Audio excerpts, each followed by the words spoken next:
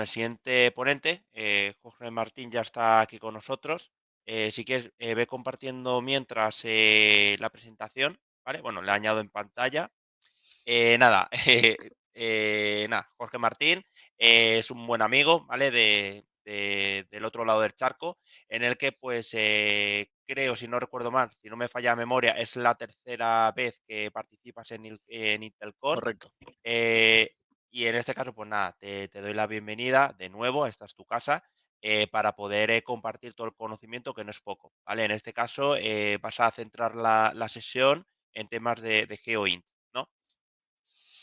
Así es, Iván, muchísimas gracias nuevamente por la convocatoria. La verdad que me siento como en casa, por más que estemos a la distancia, es un gusto para mí, es un placer enorme. Esperemos que les guste. Dame un segundito que estoy acá. Ahí voy a compartir.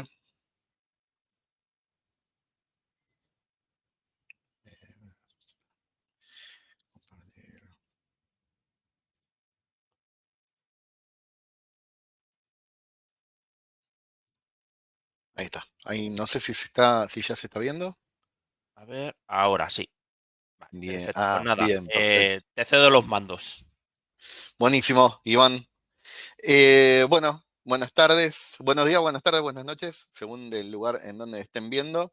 Bueno, Jorge Martín Vila por acá.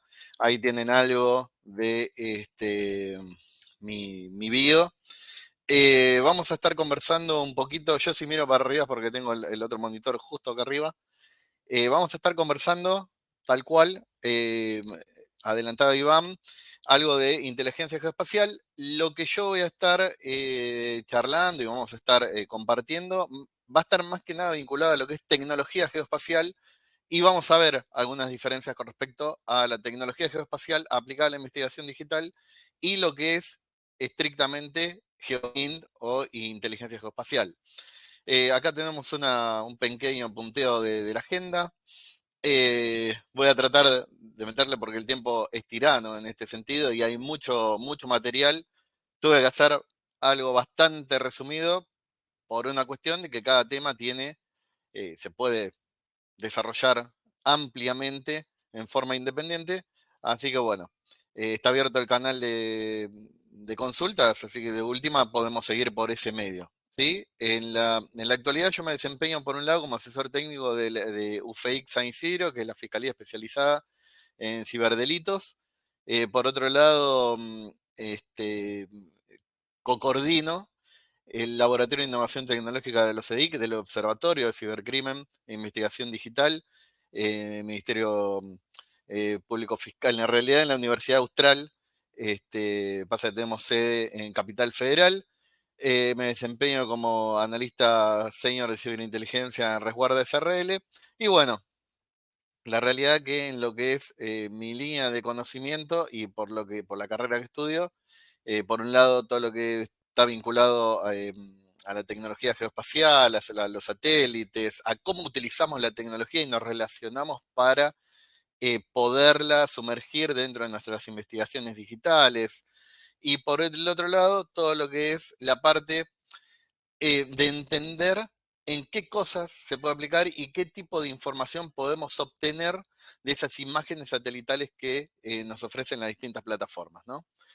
Entonces, vamos a meternos de lleno a algo que son de dónde y por qué eh, hacemos esto, por qué nos tendríamos que ir más para este lado cuando pensamos en GeoIN, precisamente porque la cantidad de noticias que tenemos respecto a la utilización de tecnología geoespacial, en este caso teledetección, está muy vinculado por diferentes cuadros delictivos, ¿no? Por un lado narcotráfico, por el otro lado también podemos ver, y hay mucha publicidad entre comillas, muchos videos en donde, por ejemplo, vemos el disparo de un misil por intermedio de un dron y uno dice, pero ¿cómo pueden para detectar justo cuál es el objetivo, de qué manera en inteligencia geoespacial y en lo que es tecnología geoespacial, más puntualmente de inteligencia, ese objetivo se denomina target técnicamente.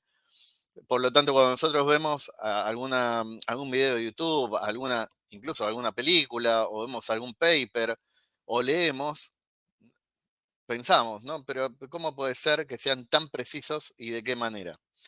Entonces vamos a estar mechando un poquito de cada uno de esos temas. Pero básicamente lo primero que tenemos al alcance es noticias, ¿sí? Noticias de diferentes medios. En este caso, esto tenemos una vinculación de una noticia con Naciones Unidas y cultivos de amapola. Por otro lado, por acá abajo, de un periódico en San Antonio de Areco, el periódico de acá de Argentina, una plantación eh,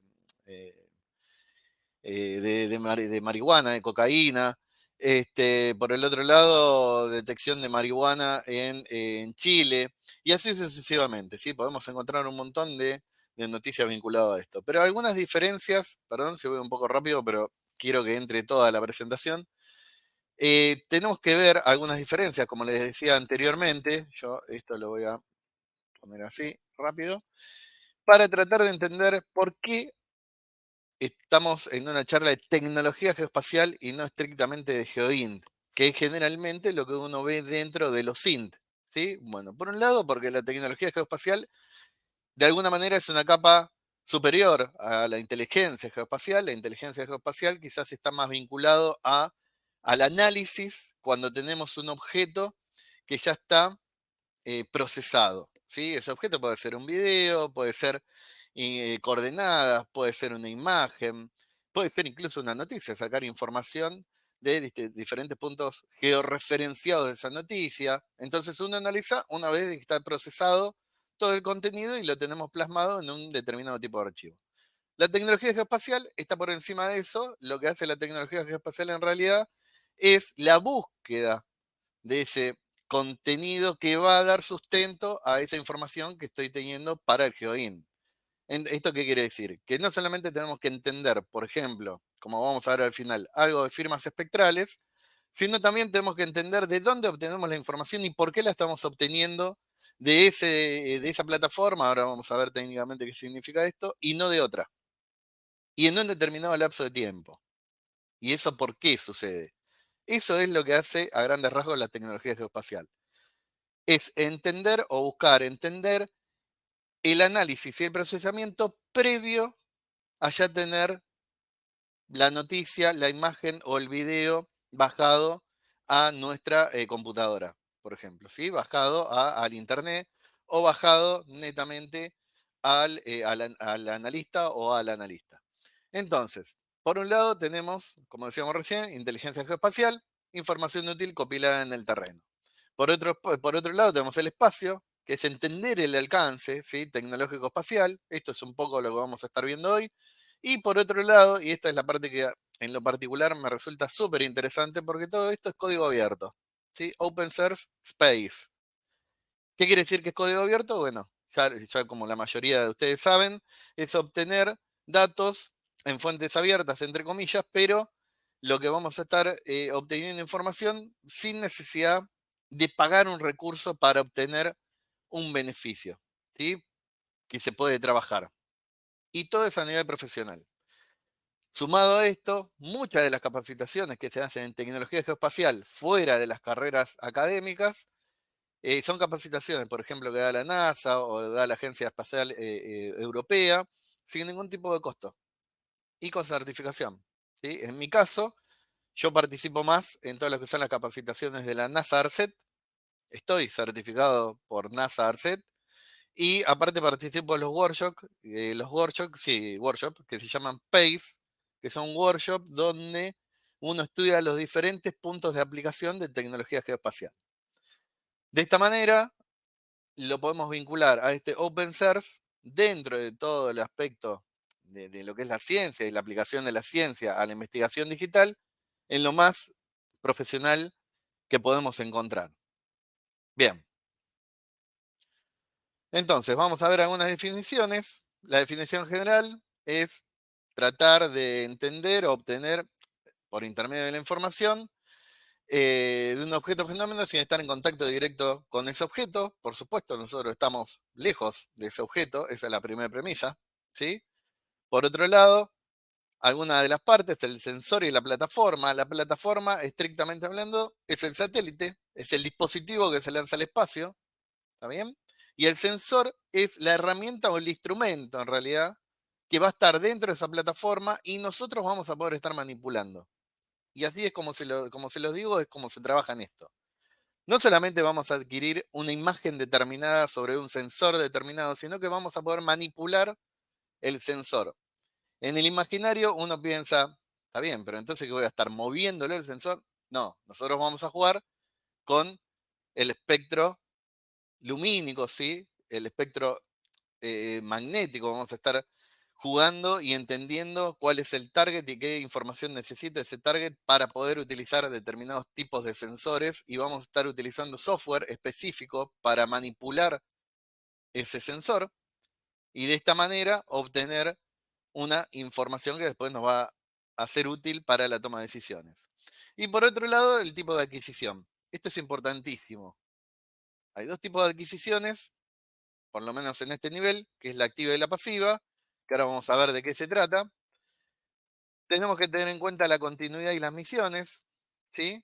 En este caso, perdón, una para atrás, tenemos un montón de misiones. Yo acá solamente estoy poniendo algunos ejemplos como para tener en cuenta. Las que más se utilizan pueden ser Lanzan, Sentinel, que seguro que las sintieron nombrar.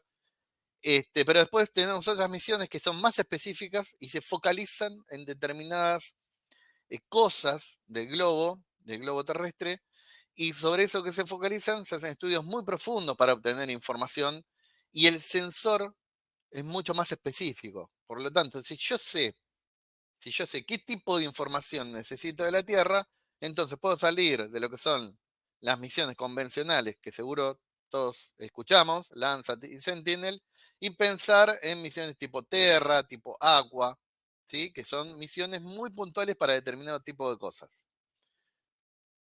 Volviendo un poquito a lo que son pasiva y activa, ¿sí? Un dispositivo que es pasivo, lo que va a estar absorbiendo es la reflectancia de la luz del sol sobre la superficie de la Tierra. Por lo tanto, este dispositivo no emite rayos de luz para obtener información, sino que necesita la luz del sol. Por lo tanto, de alguna manera, tiene que tener una órbita que constantemente tenga iluminación el terreno. Y la activa, el dispositivo tiene posibilidades de emitir un haz de luz y esa reflexión le va a ser llegada, pero de su propia plataforma, ¿sí? Por lo tanto, las plataformas que trabajan en forma activa tienen dos posibilidades. Una es trabajar con emisión directa propia y la otra es trabajar con emisión de rayos de luz como fuente de obtención de información luego de pegar en la superficie terrestre. Pueden operar de las dos maneras generalmente.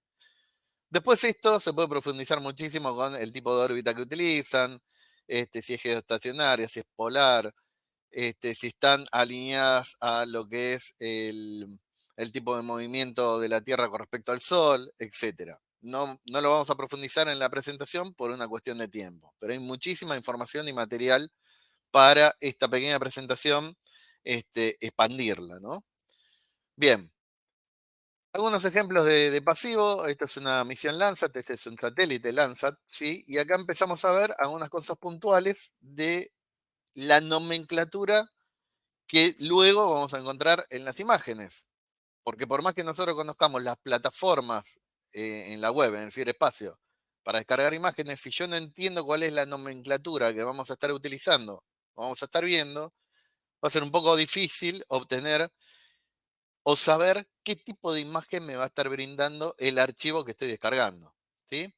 Entonces, en este caso, simplemente vamos a diferenciar tres partes de la nomenclatura, que es el número de misión, el nombre de la misión, en este caso, este, el, el nombre del satélite y el instrumento o nombre del sensor. Landsat, en este caso, es LAN de tierra de satélite, ¿sí? Por lo tanto, uno cuando ya escucha Landsat, dice satélite de observación terrestre estrictamente hablando. El Sentinel tiene otro tipo de bondades, el Aqua otro tipo de bondades, el EOS otro tipo de bondades y así sucesivamente. Varios de los dispositivos, varias de las plataformas comparten algunos sensores y algunos instrumentos. Lo importante de conocer la continuidad de la misión Y esto quiere decir que si yo voy a descargar o voy a estar en una plataforma de internet para descargar imágenes, por ejemplo, Sentinel, tengo que conocer algo de la historia de Sentinel para saber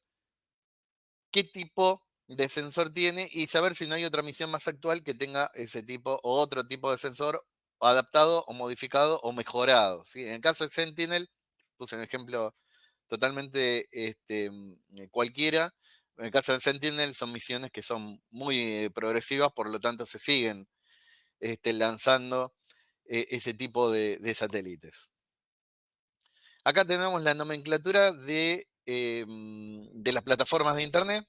En este caso, yo se las pongo a modo informativo y cuando vemos todo letras y números entendamos más o menos de qué se trata. Por un lado tenemos la misión, en este caso es un Landsat. Por otro lado tenemos el tipo de sensor y fíjense que acá, en el caso del Landsat, tenemos 6 tipos de sensores diferentes. Por lo tanto, es importante saber con cuál vamos a estar trabajando y eso lo vamos a ver más que nada en el tipo de resolución. La resolución la vamos a terminar pegando con un sensor, pero precisamente para bajar la mejor imagen o para bajar la imagen que más ajusta a la necesidad de lo que yo estoy investigando. Después tenemos el número de emisión, esto es Landsat 8, y acá dos datos súper importantes para cuando trabajamos con tecnología geoespacial. Voy a dejar de lado las dos variables del medio para él y la que tenga ganas de buscar un poco más, y si no, después me lo piden, que no hay ningún tipo de problema. Pero yo me quería focalizar en estas tres últimas partes, ¿sí? Por un lado, la fecha de adquisición y la fecha de procesamiento. Importantísimo, porque la fecha de adquisición es la imagen que obtiene el satélite en el momento que la está captando, ¿sí?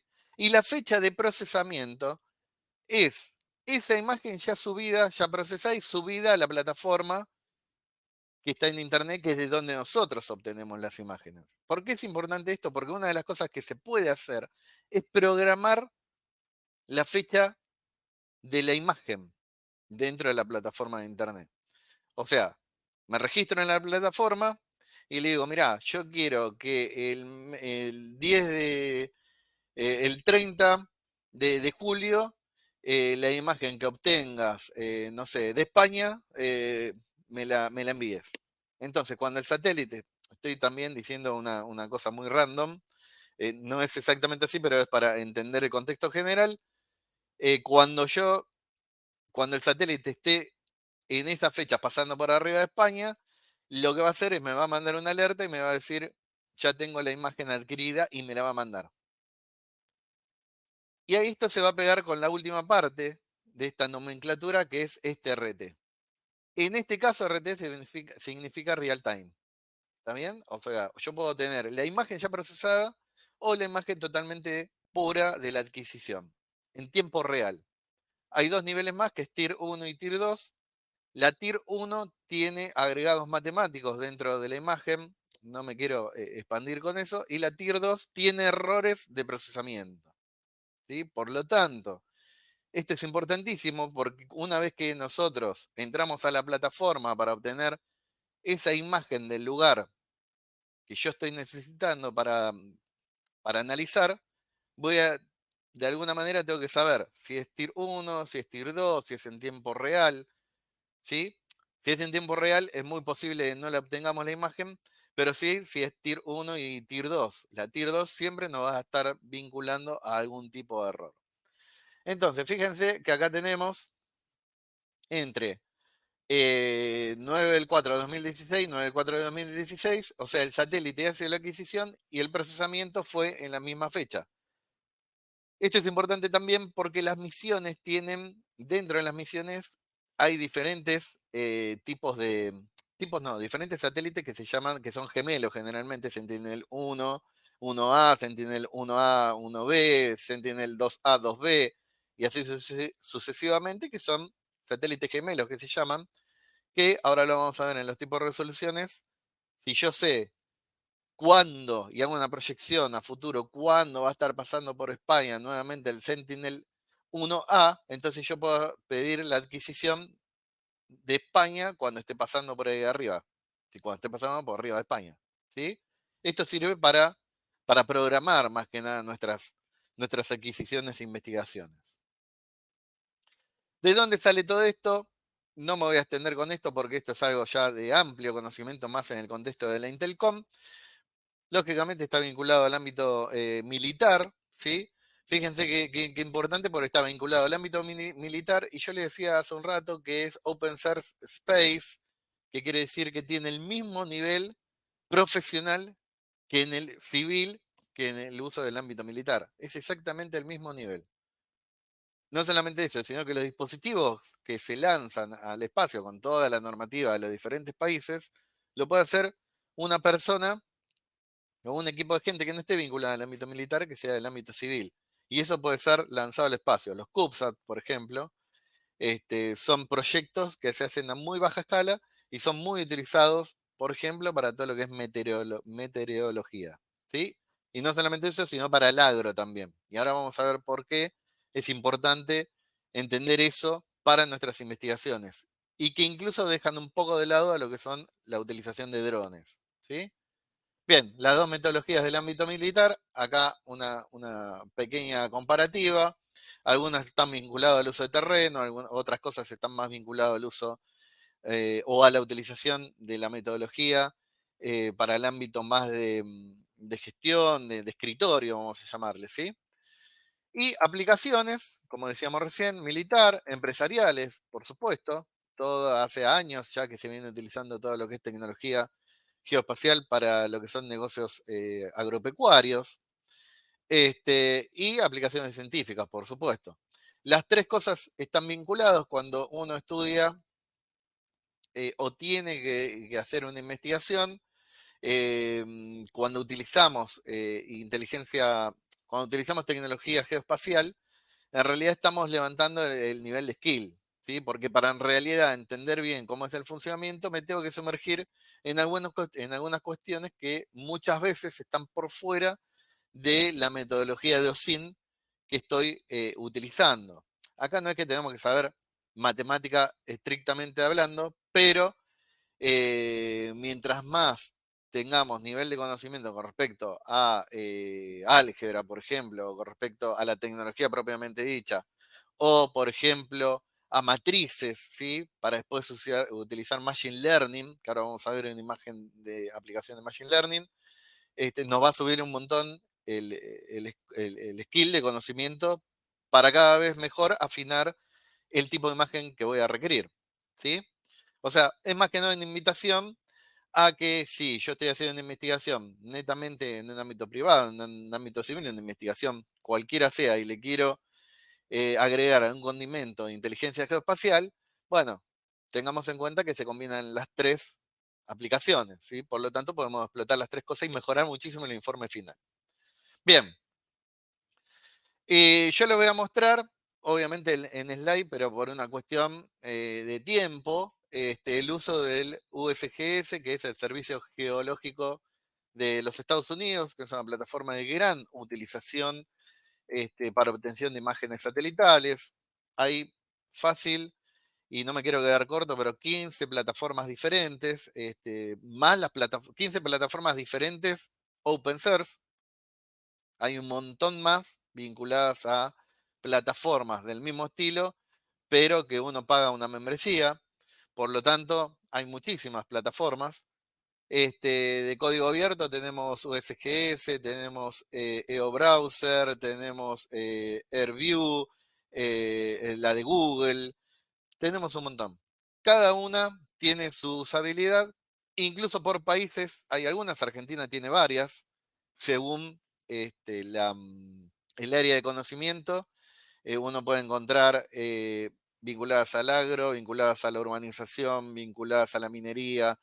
Bueno, hay muchísimas, porque esto consume claramente determinados tipos de APIs que cualquiera de nosotros y nosotras que están escuchando acá dice, mañana, bueno, yo quiero tener esto que sea mío. Bueno, fantástico. Entonces me fijo de dónde consumen las APIs y armo un dashboard para obtención de imágenes satelitales. Al punto de que, y acá un dato entre, entre comillas, entre paréntesis, los radioaficionados muchas veces trabajamos con satélites y creamos nuestros propios dashboards para imagen directamente, para descarga de imágenes directamente de satélite, ahí focalizamos en el armado de la antena. Por lo tanto, no solamente podemos consumir una API, sino crear nuestras propias aplicaciones con descarga de nuestras propias imágenes directamente de los satélites. ¿Sí? No sucede con todos, por supuesto, pero es para encenderles la chispa de la curiosidad. Bien, USGS, la plataforma de donde vamos a obtener la imagen satelital, en ese cuadrado, en ese rectángulo que les estoy mostrando, ahí podemos seleccionar entre georreferencia decimal o georreferencia en grados, minutos y segundos. En nuestro caso, vamos a usar decimales. Por lo tanto, primero tenemos que elegir la opción decimal, add coordinate, agregar las coordenadas, y nos va a aparecer este rectángulo, donde vamos a agregar las variables georreferenciadas. ¿Sí? Y a mí me gusta mucho hacer este paréntesis siempre en este tipo de charlas. Una cosa es georreferencia y otra cosa es geolocalización. Todo lo que vemos en este tipo de plataformas son todas georreferencias. ¿Sí? Fíjense que la nomenclatura en la parte de atrás decía real time, por lo tanto yo tengo que programar de alguna manera al satélite y para que me envíe una alerta cuando tiene la adquisición de esa imagen, ¿sí? Pero cuando yo veo el globo es todo georreferenciado. Siempre que tengamos coordenadas son georreferenciadas, a no ser que tengamos un instrumento vivo de GPS en donde lo estoy viendo, lo estoy monitoreando en tiempo real al dispositivo. Eso puede suceder con un dron, que tengamos una localización o una geolocalización, ¿sí? Si no, siempre termina siendo una georreferencia. Una vez que agrego mi latitud y longitud, fíjense, la primera es la primera georreferencia, la latitud, la segunda la longitud, tenemos la ubicación. ¿Sí? Y acá hay cosas interesantes, no nos vamos a detener viendo una por una, bueno, lógicamente la posición, y fíjense que son todos cuadrados los que vemos, eso tiene una razón de ser, que está vinculado al tipo de resolución. A medida que yo me voy acercando, ¿sí? Le voy dando calidad de resolución a la imagen, siempre viéndolo en un cuadrado. ¿Sí? Ahí nos seguimos sumergiendo en la imagen. La imagen que están viendo a la izquierda es USGS y la imagen que ahora van a ver a la derecha es del Google, ¿sí? Del Google Earth Pro. Y fíjate que ahí ya tenemos dos variables. La del USG, perdón, ahí en vez de una S al final le puse una C. El Earth Explorer tiene 150 metros y la del Google Earth 20 metros. Y uno pensaría, pero esos metros, ¿a qué se refiere? Ahora vamos a ver a qué se refiere, pero fíjense la calidad de una imagen y de la otra. ¿Sí? Estas dos imágenes, esto para tener en cuenta, es un dato de color, están sacadas el mismo día, en el mismo horario. Y una de las dos imágenes muestra más contenido que la otra. Y esto es importante a lo que decía yo recién, a lo que estaba mencionando. Es muy importante conocer la plataforma de donde vamos a obtener las imágenes. Están sacando el mismo día, el mismo horario, y la del USGS tiene desplazamiento de vehículos sobre este playón, cosa que en el Google Earth no aparece. Es más, diría que o esta imagen ya está procesada. ¿Está bien? Procesada quiere decir que puede ser que esté retocada, vamos a llamarle de esa manera, vamos a usar un léxico totalmente vulgar, y que esta imagen sea una adquisición en un tiempo real determinado. ¿Sí? Entonces, esta es la importancia de el uso de las plataformas, cuáles sí y cuáles no, según el tipo de análisis que vamos a estar haciendo. El USGS, como la mayoría de las plataformas de este estilo, nos da la posibilidad de escalar la imagen y utilizar distintos filtros, entre comillas, en realidad está vinculado al sensorizado, pero esto sirve muchísimo. Primero, por ejemplo, en esta imagen yo lo que hice fue buscar con la utilización del instrumento MODIS tipos de variación atmosférica vinculada al dióxido de carbono. Entonces, no sé si llegan a observar bien por intermedio de la pantalla, pero en las orillas de este lado y de este lado encontramos un rojo más profundo. Un rojo más intenso en realidad, no más profundo, sino más intenso. Eso está vinculado a que la lectura del espectro, o sea, la lectura de la firma que está obteniendo el satélite, tiene o más cantidad de producto químico, ¿sí? O algo está pasando en el medio que hace que ese color se intensifique.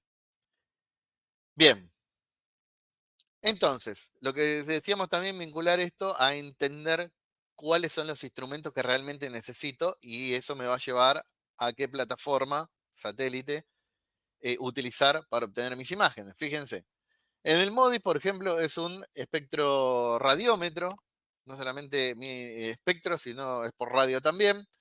Esto está sacado del Terra y del Aqua, de uno de los dos.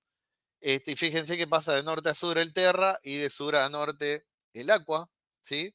No son gemelos porque no siguen la misma órbita, pero están diseñados de tal manera que tengan cierta sincronización con algunas de sus pasadas y obtención de información. En este caso hacen sus pasadas cada 2 días, eso es importantísimo porque a medida que el espectro entre una pasada y la otra, da la posibilidad de obtener más cantidad de información, ¿sí? O con dinámica en el terreno de menor tiempo posible. Eso se llama resolución temporal, ¿sí? Utilizan 36 bandas espectrales, por lo tanto vamos a poder trabajar con 36 bandas y vamos a poder jugar un poquito con ellas. Ahora vamos a ver de qué se trata. Pueden predecir variaciones atmosféricas con altísima precisión, que es precisamente lo que está haciendo acá. No solamente está detectando dióxido, sino está detectando en el punto que más cantidad de químico hay en el lugar. Cuando hablamos de químico, en este caso estamos hablando de dióxido de carbono. Y tiene datos acumulados desde el 2022. Fíjense que si yo estoy tratando de entender una porción de la Tierra antes del 2022, no puedo utilizar este tipo de plataforma. Ahora, si quiero un sensor con gran potencialidad, tengo que utilizar este tipo de plataforma. Bueno, ahí está el hecho de conocer varias plataformas y varias historias y las historias de las diferentes plataformas para saber cuál es la imagen que me va a beneficiar en mi estudio. ¿Sí? Bien. Por otro lado, este es otro ejemplo, este es Lago San Roque en Córdoba, Argentina. Fíjense que tenemos una variación en el agua. Fíjense qué interesante que el agua para un satélite es negra, no es negra, sino que es oscuro. La imagen que nosotros estamos viendo es oscura, ¿sí? Y esta tonalidad verde está vinculada a una vegetación, pero lo interesante de esto es cuando se toman las imágenes, ¿sí? El 12 del 2 de 2017, el 22 del 2 2017. Nuestra resolución temporal acá varió por 10 días. Entonces, según el tipo de estudio que nosotros estamos haciendo, voy a ver cuál es la resolución temporal que necesito para entender qué es lo que voy a estar viendo después cuando me llega la imagen. Esto es lo que le decía en las aplicaciones. ¿Sí? Cuando yo estoy haciendo un análisis, una investigación digital vinculado a este tipo de tecnología, necesito entender sobre, en este caso, un vegetal, sobre la biología de ese vegetal. Si no, es muy difícil entender el porqué, o por lo menos la dinámica biológica de este vegetal. Y así pasa con un montón de cosas, pasa también con la parte mineral. Necesito entender algo de geología para saber qué es lo que me está mostrando el satélite, porque lo que nosotros vamos a ver como humanos va a ser colores, ¿sí? Colores, o vamos a ver un espectro dibujado en una determinada eje cartesiano, ¿sí? A grandes rasgos hablando. Pero de alguna manera tengo que entender sobre la dinámica de lo que estoy tratando de buscar o viendo.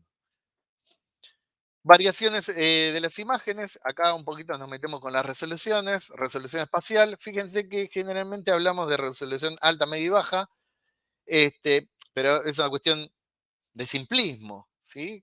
Cuando hablamos en un ámbito general, bueno, tiene alta resolución, baja resolución, una resolución media. En el caso de lo satelital, este tipo de resoluciones nos va a dar muchísima información, ¿sí? Una resolución alta, estamos hablando de 0,5 a 1 metro, ¿está bien? Y cuando hablamos de una resolución espacial alta, perdón, una resolución espacial baja, estamos hablando de 30 a más en metros. Ahora vamos a ver de qué se trata eso. Y la media, estamos hablando de 10 a 30 aproximadamente. Más o menos, ¿sí? Después tenemos Acá tenemos diferencias entre resoluciones en la banda Sentinel-2. Acá tenemos B4, B11 y B1, que son las bandas. Eso es importante porque cuando tenemos que elegir a qué imagen descargar, nos propone que elijamos el tipo de banda, ¿sí? Entonces, si estoy eligiendo la banda 4, yo sé que va a descargar una imagen a 10 metros, ¿sí? Ahora vamos a ver de qué se trata. Y es importante entender de qué se trata con respecto a los metros, porque cuando yo veo la imagen, lo que estoy viendo es más o menos un rectángulo. Es un polígono, técnicamente hablando, ¿sí? Pero lo que estoy viendo es un rectángulo medio deformado. ¿Está bien? Incluso yo puedo elegir puedo dibujar en la plataforma donde ingreso para obtener las imágenes satelitales y después cuando viene toda la carga de información del satélite me va a mostrar todas las plantillas de esas imágenes, todas esas adquisiciones de ese lugar. ¿Sí? Voy a tener que elegir entre una o más imágenes de un mismo sector. Bien, entonces podemos elegir las bandas, que va vinculada según la cantidad de metros, ¿sí? Y después la resolución espectral. La resolución espectral, acá como están viendo esta imagen, son las imágenes sacadas, obtenidas en cada una de las longitudes de onda del haz de luz, básicamente. En muchas de las plataformas se puede descargar de a una, todas juntas, o elegir cuál es la que necesitamos para poder trabajar. Desde mi lugar, yo prefiero siempre bajar todo el paquete entero, que es un zip, son generalmente archivos muy pesados.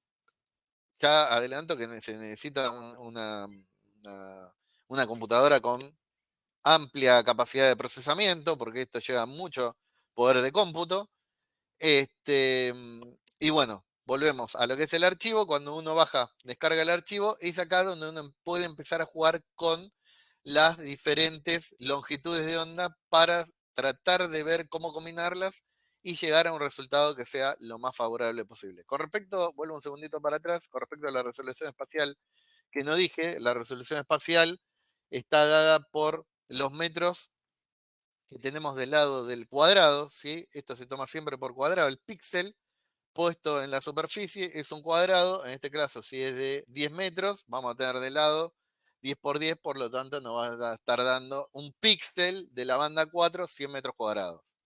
A medida que yo voy aumentando esa cantidad de metros, ¿sí? Acá tenemos 200 metros cuadrados, fíjense que la resolución se va ampliando, por lo tanto pierde calidad o pierde nitidez, en realidad no pierde calidad, sino que pierde nitidez el objeto que estoy tratando de obtener información, ¿sí? A 10 metros yo lo veo de una manera, a 20 metros lo voy a estar viendo de otra manera, porque ese punto va a estar dentro de los 200 metros cuadrados, ¿sí? Y si vamos a la banda 1, vamos a estar en 600 metros cuadrados, por lo tanto ese punto va a terminar siendo una pequeña manchita dentro de la imagen que estoy obteniendo. Importantísimo para tener en cuenta qué tipo de banda, y para eso necesito conocer el tipo de plataforma. Bien, resolución radiométrica, acá está vinculada al uso de bit. Empezamos con 2 bits, acá simplemente es una multiplicación, esto para tenerlo en cuenta, pero siempre va de a 2, 2 por 2, 4. Tenemos 2 bits con 4 tonos, ¿sí? Blanco, negro, gris y otro gris más oscuro. A medida que voy aumentando de a un bit, voy subiendo los tonos, ¿sí? 2 por 2, 4, 4 por 2, 8. En este caso son 3 bits. 2 por 2, 4. 2 bits por 2 bits por 2 bits. Y en este caso lo mismo, 2 bits por 2 bits por 2 bits por 2 bits. 2 por 2, 4, 4 por 2, 8, 8 por 2, 16. Por lo tanto, dentro de los blancos de la gama de blanco y negro voy a tener 16 tonos diferentes entre blancos y negros. ¿Sí? Esta es la resolución radiométrica cuando estábamos viendo la imagen del MODIS, que es espectro radiómetro, nos puede, acá lo que tenemos es no solamente todas las imágenes obtenidas por cada longitud de onda, sino tenemos por cada cantidad de bits.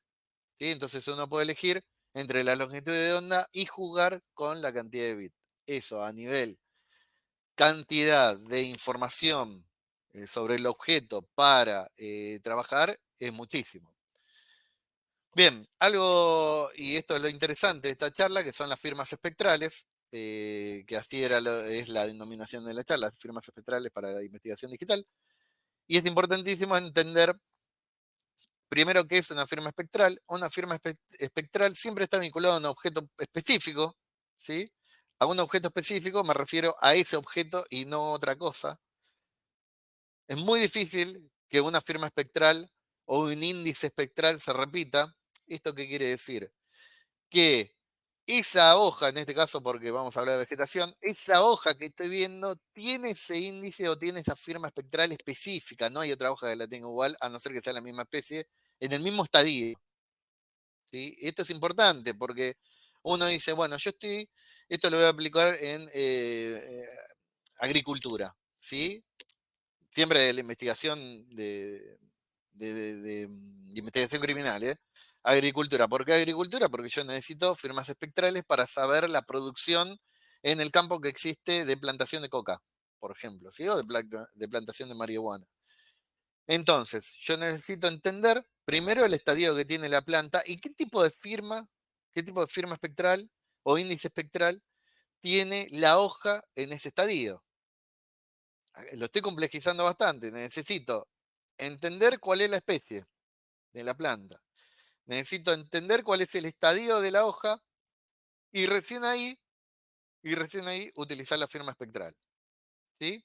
Porque si yo agarro la misma especie con la misma hoja en dos estadios diferentes, la firma espectral o el índice espectral puede variar. Entonces, yo quiero determinar qué edad tiene ese campo cultivado y no entendí esta variación que estoy comentando.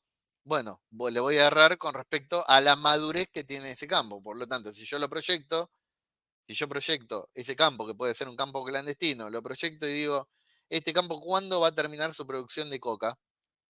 ¿Sí? ¿O cuándo va a terminar siendo obtenida? Cuando se va a levantar la cosecha, voy a hacer una estimación mala de la situación. ¿Sí? Lo mismo sucede cuando hacemos o cuando trabajamos con firmas espectrales vinculados a los minerales. Entender la firma espectral mineralógica de la superficie es importante porque si yo tengo que mandar un equipo a estoy comentando estas cosas básicamente para, insisto, para encender la llama de la curiosidad. Esto hay que aplicarlo en cada situación. Pero digo, tengo que mandar mi equipo a un terreno y no sé cómo está conformado ese terreno, no sé si voy a encontrar una cueva, si voy a encontrar una formación idilicia, ¿sí? No sé qué tipo de estructura tiene ese edificio, pero porque no conozco la firma espectral, entonces digo, pues, la imagen satelital lo único que me va a servir es para saber si eso está ahí o no, ¿sí? La tecnología geoespacial va a subir un poquito el nivel con respecto a esa investigación de GeoIn y va a decir, fantástico, no solamente está esta estructura, sino esa estructura es de hormigón armado y no es de hormigón únicamente. Esta estructura es de ladrillo y no es de hormigón, ¿sí?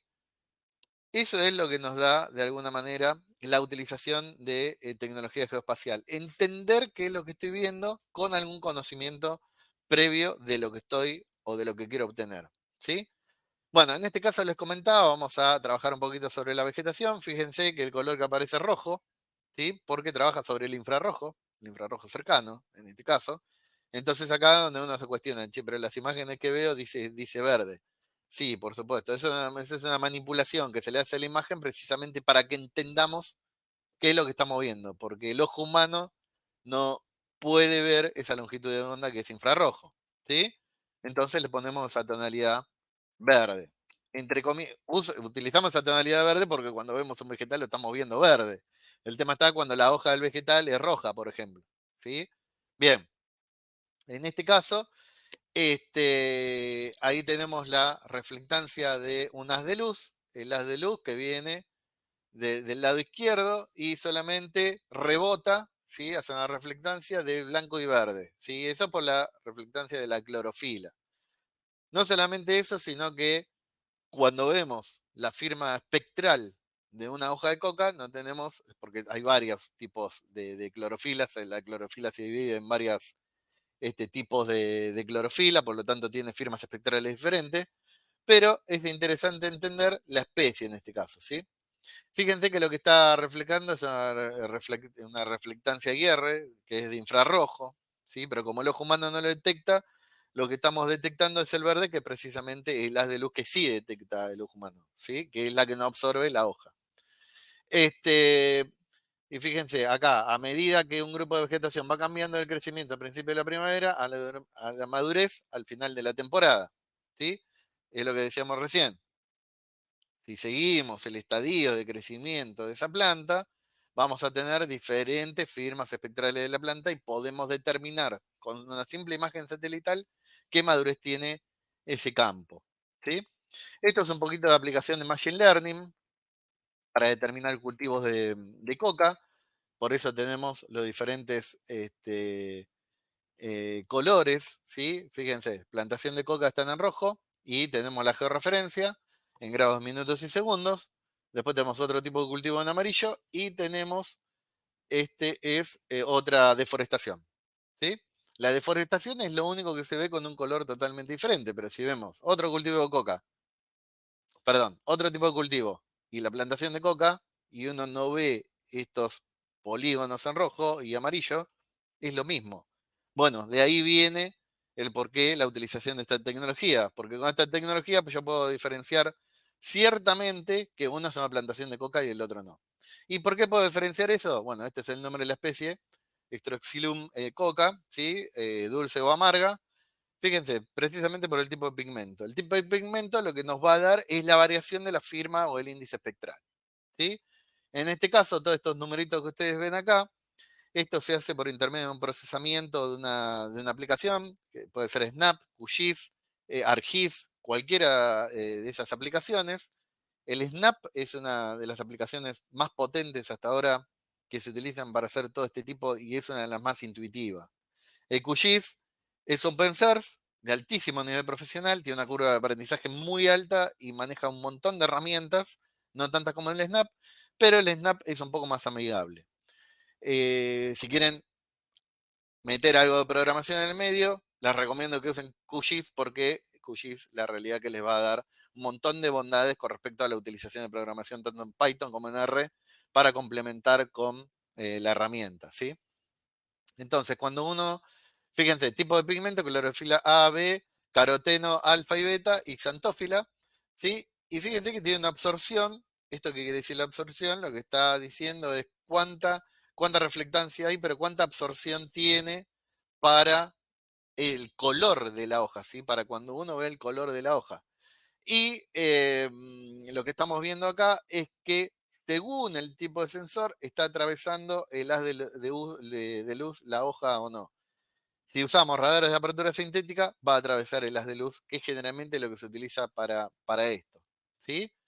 Entonces le decía, estos tres numeritos que están vinculados acá están, perdón, estos tres numeritos que conforman cada una de estas triadas numéricas, lo que está haciendo es manipulando el RGB, Red, Green, Blue, que son los tres colores estándar que entendemos, y después están todas las gamas, pero que entendemos estándar para lo que es los colores en Internet. Ahí me están avisando que quedan 2 minutos, así que ya creo que no faltan tantos slides, pero esto es más que nada para entender cómo se trabaja con este tipo de imágenes. Y acá, como ven, ¿recuerdan que yo le dije que es infrarrojo cercano? Bueno, acá es donde se ve precisamente toda la banda, ¿sí? Aplicada. En este caso, 3 imágenes Landsat. Acá tienen la fuente donde obtuve esto en versión muy representativa.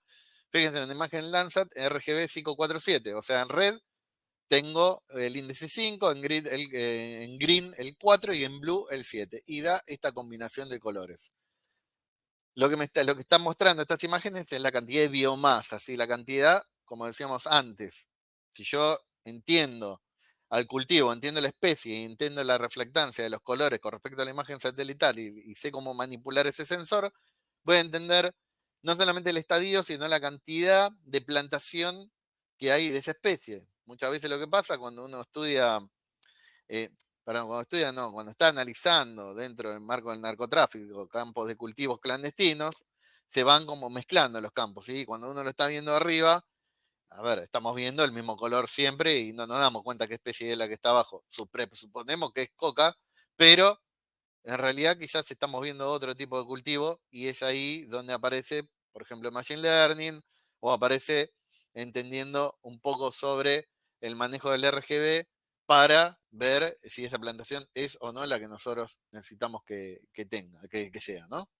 Propiedades ópticas de las hojas, que ya las fuimos mencionando, condiciones de radiación, la especie vegetal y el grosor de las hojas, ¿sí? A medida que la hoja va creciendo, el grosor va aumentando y eso le da estructura foliar. Contenido de la clorofila, a medida que la hoja envejece, la clorofila se va deteriorando, se va perdiendo, y la estructura interna de la hoja. Estas son todas cosas que necesitamos para, en el caso de firmas espectrales en vegetación, aplicado a lo que es investigación de narcotráfico. Y algunas conclusiones: tecnología geoespacial es más amplio que entendemos por GeoIN. Necesitamos una buena planificación, porque en el hecho de tener una buena planificación es lo que vamos a necesitar de contenido, más allá del uso de las herramientas. En realidad es lo que vamos a necesitar de contenido teórico para entender lo que estamos viendo. Nos permite adquirir conocimientos geográficos temporales espaciales respecto a un objetivo planteado y, como le decía al principio, totalmente de código abierto. No sé, Iván, si estás por ahí, no sé si me excedí, creo que no mucho. No mucho, está bien, ¿vale? Al final, como también estabas contando cosas tan interesantes, pues bueno, al final ha sido un minutillo que no es mucho. No sé si hay alguna pregunta. Vale, aquí hay una pregunta, ¿vale? Bien, Ahí lo tienes. sí, ahí esto se utiliza para analizar el cambio climático, sí, por supuesto. Se utiliza muchísimo para analizar cambio climático, variación de temperaturas en el mar, asociado al cambio climático, por supuesto. Se utiliza también para, ahí yo mostraba una imagen de una superposición de dióxido de carbono, precisamente eso para estudiar efecto invernadero en determinados puntos del globo terráqueo. Sí, también. Y también se utiliza, sin salirnos de lo que es la investigación criminal, por ejemplo, la nubosidad que genera la transpiración de las plantas, ¿sí? O la cantidad de dióxido que despegan determinado tipo de vegetales de noche, por ejemplo. Perdón, de día, de noche es oxígeno, la cantidad de día. Entonces ahí uno empieza a manejar distintas variables para detectar o tratar de entender lo que está abajo de esa nubosidad. Sí, Pues perfecto. No sé si hay alguna otra pregunta, si no ya pues bueno, encontráis a Jorge Martín Vila, le encontráis fácilmente por todas las redes, ¿vale? Y si no lo encontráis, pues bueno, me podéis consultar a mí para poder. Me he quedado congelado. Creo que me he quedado congelado en la imagen. sí, tengo congelada la Por imagen, la sí. calidad, ahí ya, Ahí está. perfecto, por la calidad. Nada, pues, bueno, si que tenéis cualquier tipo de duda, pues, podéis contactarles, si no a través mía, ¿vale? Que es lo que estaba comentando. Muchas gracias, Jorge, por estar bueno, Jorge Martín, por estar aquí, por tercer año, pues, con nosotros. Es un lujo tenerte, ¿vale? Es un lujo Muchas tener, gracias. pues, aquí compartiendo todo tu conocimiento, que no es poco. Y nada, te esperamos en siguientes ediciones. Bueno, muchas gracias a vos, a toda la organización, la verdad que espectacular. Y como decía ahí en el grupo que tenemos con los ponentes, este año la agenda es impresionante, un esfuerzo enorme, como siempre Intelcom, la verdad que nos sorprende todos los años. Así que nos veremos el año que viene. Muchísimas gracias a vos, Iván. Muchísimas gracias, Jorge.